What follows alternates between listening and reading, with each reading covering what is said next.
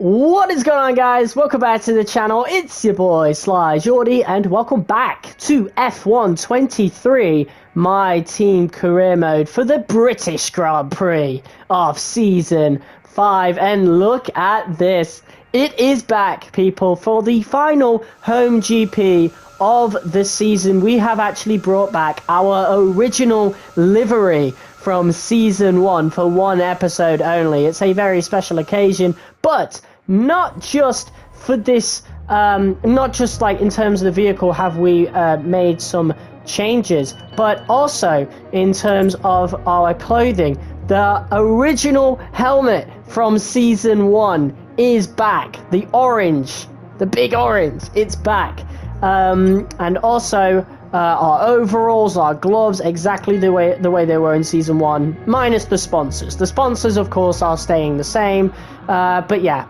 Overalls, the gloves, the helmet, the livery, it's all back to how it was in Season 1. And of course, we're putting in some new parts. Of course, last episode, if you missed it, was a bit of a struggle for us in Austria. We did manage to get the fastest lap, though. I didn't actually notice that when recording the commentary over the last episode. But yeah, we managed to get the fastest lap at a P9. George Russell did not have a good weekend at all. He qualified pole position on qualifying, and then just completely dropped off in the sprint and the full race. I think he was lucky to even get P3 in the sprint because Sonoda had some engine problems, it seemed like, and then of course Russell just could not keep up with Porsche and Sonoda, the two McLaren engines, the two Mercedes engines, sorry, going into the end of the race. And then Verstappen, of course, picked up another win, and he's actually had a good record as of late,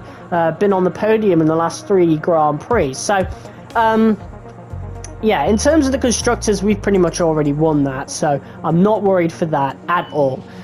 So our main goal here, because I'm pretty sure we've got a really good chance of winning the championship for a 4th season in a row, like the drivers.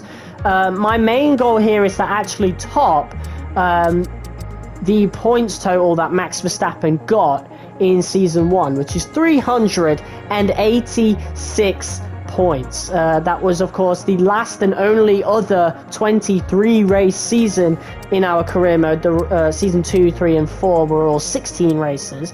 But yeah, I think we have a pretty good chance of doing it. And yeah, in this home GP, we're about to go into, we could be about to hit 200 points, and this is essentially halfway through the season at this point, so there is about 400 points perhaps that we could hit.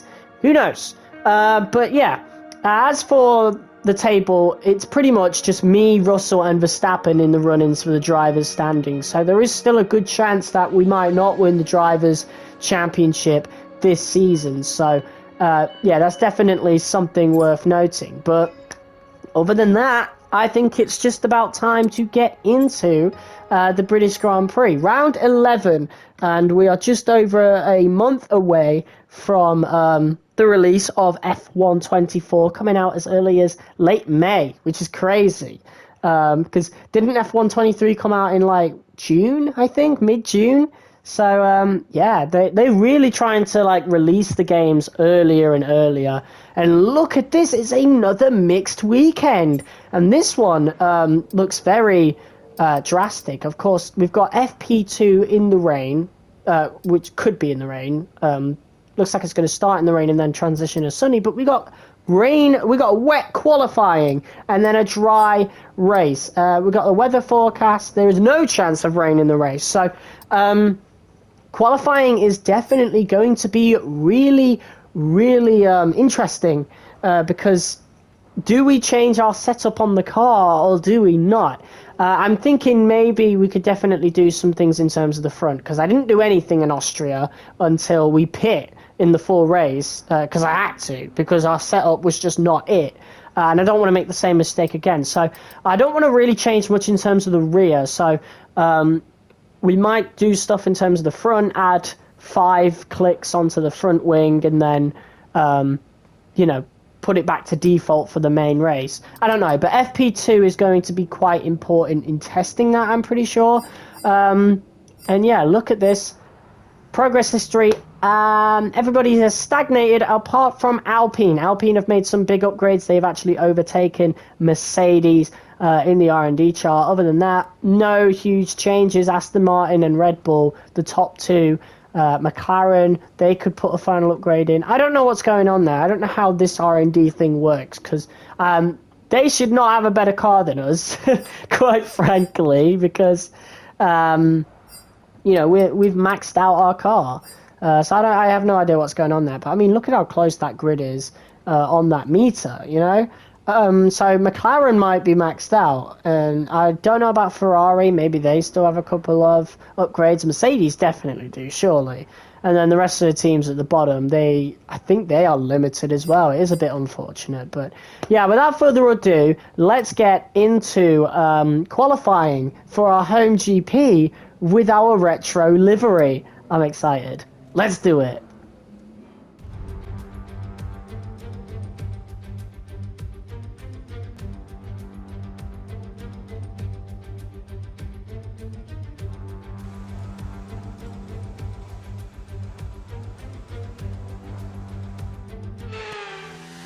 So here we are, first laps of Silverstone in the rain here, and thankfully it's not heavy rain. We are on the inters, of course.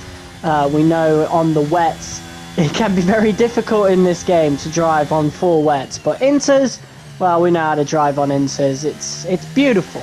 We're really good at it, and we've got a really good history of being good on inters around Silverstone, of course.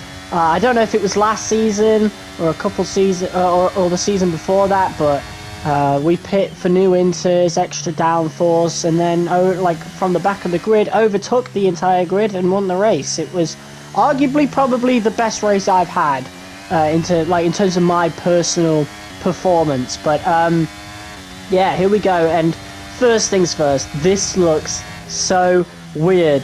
Wearing the old helmet, having the old livery, like even the wavelength. I'm so used to seeing engineered insanity on the Halo, but instead it's just wavelength. Very weird to look at, to be quite honest. Even the purple wing mirrors as well. Not much purple on the onboard for this specific livery. That was definitely something I wish I'd thought through a lot more in Season 1. There was a lot of things I would have changed about our Season 1, but of course, you know, that was the first ever season we ever did in MyTeam.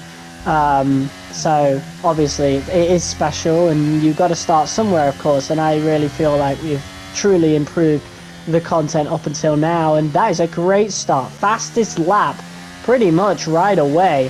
But yeah, as we go for our second lap, of course, I did keep an eye on things, and yeah, it stopped raining, which means the track is drying, which necessitated the need for me to actually come back out and do another lap. Otherwise, we would have dropped down the order pretty quickly. I mean, look at this. Already almost half a second gained halfway through Sector 1. So, yeah, look at that. Pretty much. There you go.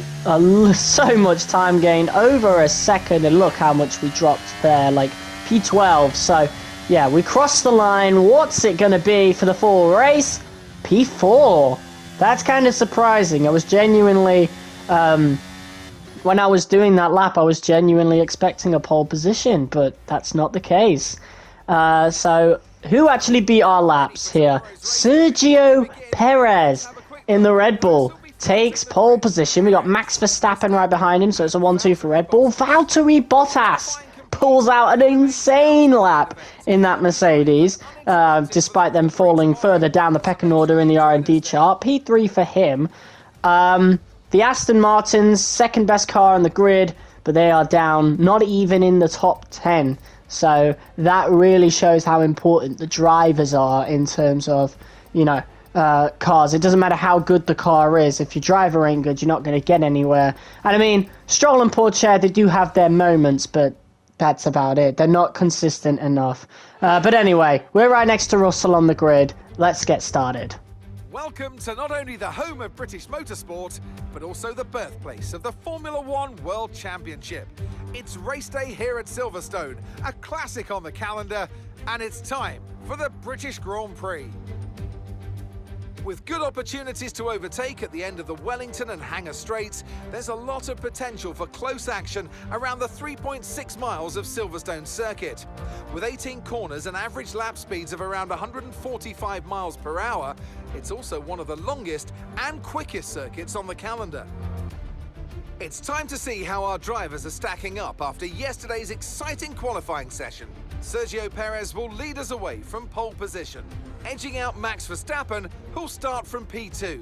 Considering the rest of the grid, we have Bottas, the owner driver, Russell, Sainz, Norris, Gasly, Leclerc, Ocon, Tsunoda, Teo Pourchaire, Stroll, Oscar Piastri, Drugovich, Sargent, Joe, Liam Lawson, Albon, De Vries, Deruvala, and Kevin Magnussen fills the last spot on the grid. And now it's time to head down to the track. Anthony Davidson joins me once again in the commentary box, and it's fantastic to have you with us here, but I'm curious, as a man with experience out on the track, how do you stop those pre-race nerves from becoming overwhelming when you're lining up on the grid? Well, I imagine they'll be starting to feel the adrenaline as they anticipate the rundown into turn one, a bit like preparing to go into battle. The unknown situation will bring nerves, but that's a good thing. It will keep them focused on the moment and on their surroundings as we build towards the start of the Grand Prix. Well, here we are. So I guess now it's actually time to start talking about race strategy and what I found in the practice sessions. And what I found was tyre wear is actually pretty high around Silverstone this season. And so starting, or at least ending on the softs, is not going to be a good idea. And because of that much tyre wear, I genuinely do think the hards are going to be a much better option to go for than the mediums. So yeah, let's do it. Here we go then, and we're off for the formation lap here at Silverstone, dubbed the home of British motor racing. Now, while the layout of this circuit has changed on numerous occasions, the spirit of the track that hosted the very first Formula One World Championship Grand Prix still very much prevails. As the cars make their way back to the starting grid to form up and get ready for lights out, let's hope the race ahead today is a thrilling one that will go down as a memorable Grand Prix in the history books. So lots of people starting on softs, but what is the most peculiar part to me is the Red Bulls. They are not starting on softs, which means their second stint is going to be on the softs. And if my research was correct during the practice sessions, that is not going to be a good thing for them. They are going to be suffering from quite a bit of tyre wear towards the end of the Grand Prix. Who knows though, maybe Red Bull got something up their sleeve. Of course, Perez is actually on the mediums, and Verstappen has the option to go to the mediums as well. So who knows, they might just swap tyres, I don't know. But here we go, lights out, we are underway, and that is a horrible start. It's a horrible start from Sergio Perez. That was absolutely terrible. What went on there? Oh my, he has dropped out of, he's not even in the top 5 anymore. I think he dropped as far down as P6. That is awful. And we managed to get a better start than Bottas as well. So we are right on the tail of Max Verstappen. And this is really poetic. Of course, the last time we went around this track in this livery, we were also chasing down Max Verstappen. But the circumstances are very different this time. We were really clinging on to any sort of slipstream we could get from Verstappen in Season 1. But now, it's pretty much equal cars. So we stand a much better chance of winning here. But Verstappen, of course, is on the hards. He's going to be better on the first stint, if my research is correct, of course. And Valtteri Bottas really isn't that far behind us. And of course, with these maxed out MyTeam cars, Silverstone is as difficult as it's going to be. And look at this. I've got 2 cars behind me. Bottas on the left, our teammate George Russell on the right. So I'm going to put more bias towards my teammate, of course, and defend against Bottas. And Bottas squeezed out, falls to P5, and my teammate George Russell on the mediums is in P3. So, yeah, a pretty good start to the race. But we are still chasing down Max Verstappen. You may have noticed there's no cut there. Usually we have a cut onto the next big moment, but I thought you guys might appreciate the chase a little bit more. Of course, we need to get this done as quick as possible because, again, we are going to be on we are on tires that are going to be really worn. And look at this. We're having a look down the left, of course, and look at how close we are getting here through the start of Sector 2. We're going to see if we can go around the outside of Max Verstappen here. We're going to have more grip. And look at that. Tried to give us a squeeze there, but now we are side by side here. This could be a very peculiar, a very precarious position as we go into Cops. We are still so close. Verstappen literally pushing me through Cops right there, trying to give him as much space as possible and going through Maggots and Beckett's. There's a bit of contact there. George Russell is also behind us, our teammate looking to pick up the scraps. And look at this, side by side. Russell is going to try and get slipstream on Max Verstappen. He should have gone 3 wide there, or maybe not, who knows. Maybe he made a wise decision and we squeezed out Verstappen there.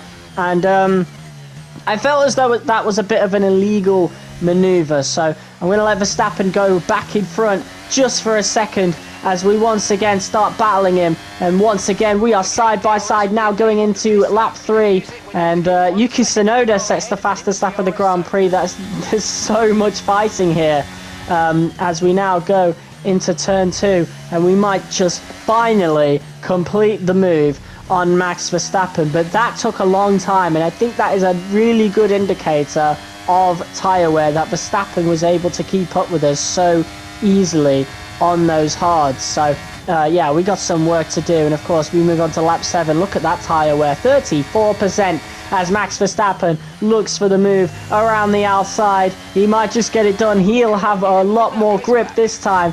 And wow, so close. The battling is so close here, and we just about managed to stay ahead as we move on to lap 8 right here. And look at this, going through Maggots and Beckett's.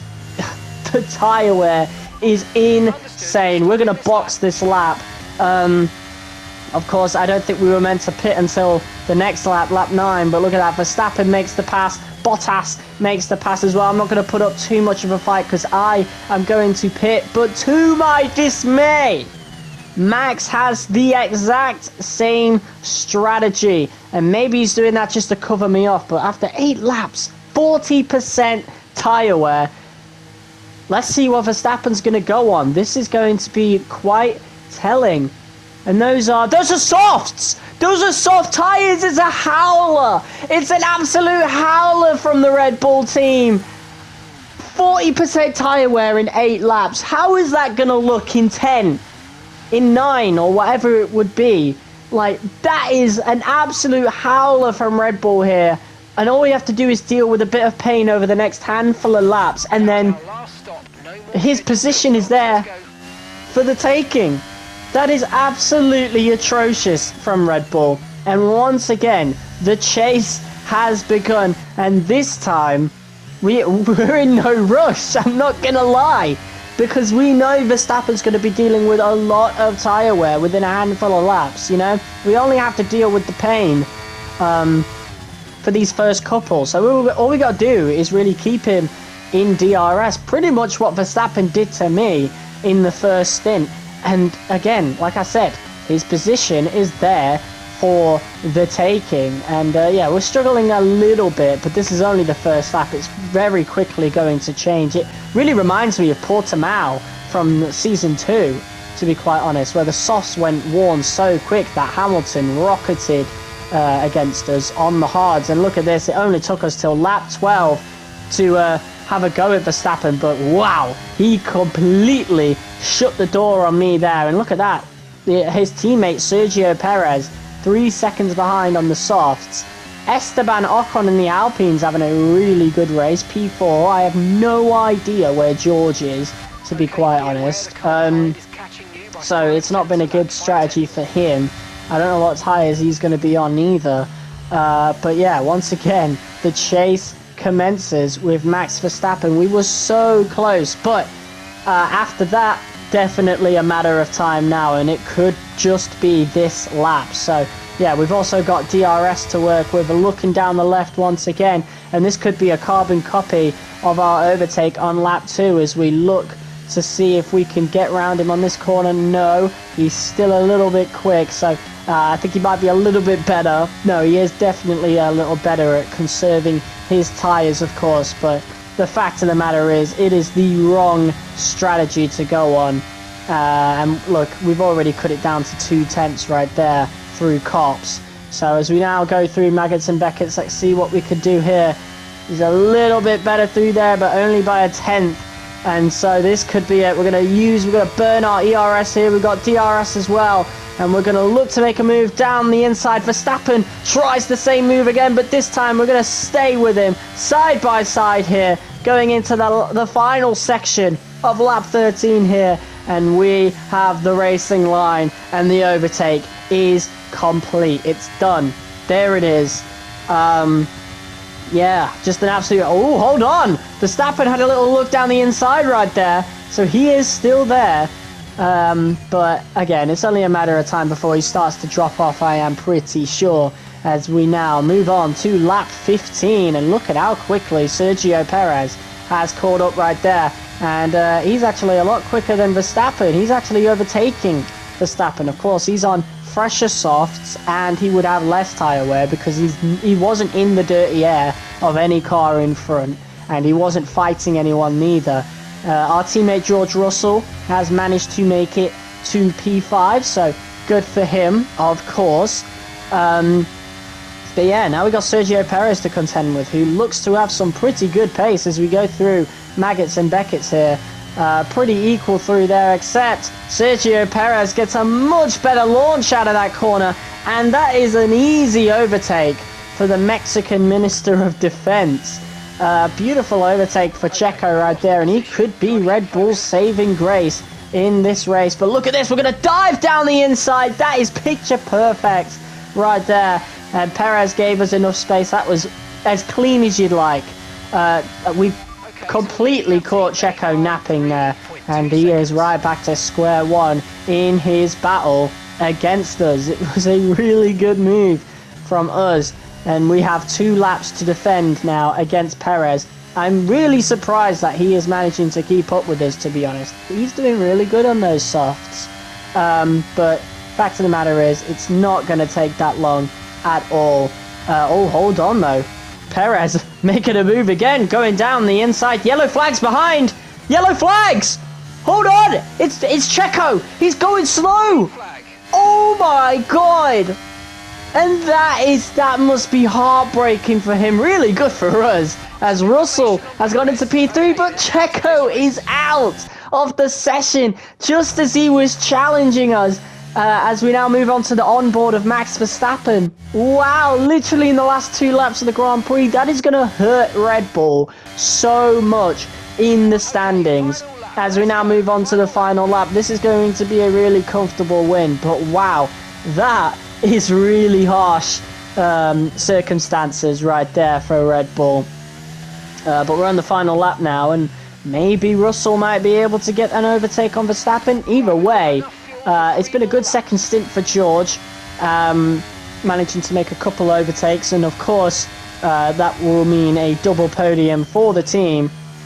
But of course Sainz isn't too far behind. It's pretty close behind us, to be quite honest. I mean, I'm not uncomfortable in this position. I know I'm on better tyres. I'm pretty good at defending on this track, so and we're already we were a second away, ahead of Verstappen just then, so yeah, our strategy has been picture perfect, and that's why you do your practice sessions in the later seasons, or at least that's why you do at least one practice session to test the tyres. Even if your car's maxed out, it's still worth doing the practice session just to see how tyre wear works on that track in that particular season. I'm not entirely sure what the system is for that, but there are definitely big changes for each track each season. But Verstappen, wow, having a last-ditch effort right there to try and overtake us. But yeah, Great race for us, great race win, and a great win for the team, as our teammate George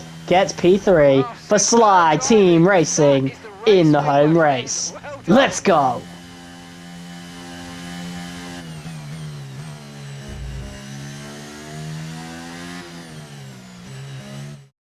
You can't fault the performance on the track today. A well-deserved victory. And talk to me. What do you think it was that sealed the win for them? I feel like consistency was probably the key today. There's being quick, and then there's being quick lap after lap after lap. If you can do that, you can capitalise on other people's errors without making many of your own. And that's an approach that can push you a long way up the field. The faces on our top three look so incredibly happy as they make their way up to the podium. A much-deserved victory and a brilliant performance from them all. Well, there you go. A win in our final home race of the series. That is going to mean quite a lot. Really harsh circumstances for Red Bull and Sergio Perez, but Max Verstappen does get a nice P2 right there. He had a good race, just the wrong strategy, and he'll feel a bit hard done by right there. And sorry for that. Who knows where he could have been if you know, he was on the right strategy, or at least went on to the mediums, you know. But we definitely had a really good strategy, and what, like I said, that's exactly why you do your practice sessions in the later seasons, and that's why I'll always do them. I also really just enjoy driving the car without, you know, having to do any YouTubing, of course. But yeah, pretty good race for us. McLaren managed to get points, P9, P10 for them, and look at that, we're almost at 400 points in the constructors, and we are now 42 points ahead in the drivers' standings. So yeah, I think, well, it's not as good as one. We could have like two really bad races if the other drivers stay consistent as well. So, you know, it's not one yet, but we do have a pretty comfortable lead in the championship thus far. But yeah, guys, there you have it. We've got 2 races remaining to win this rivalry with Verstappen, of course. We're almost level 24 in terms of our driver acclaim, so that's really, really good. I wonder how all this is going to work in the driver career mode for F1 24. Like, what do they mean by overhaul? Because it is an EA branded thing, so it might not be an overhaul. It might literally just be menu changes, a couple new features, you know, who knows.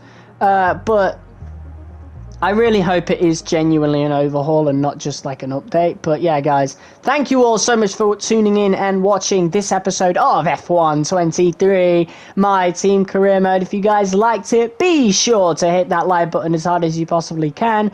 Comment, share, and subscribe. And I will see you all in the next video. Enjoy the replay. I'll see you all next time. Peace!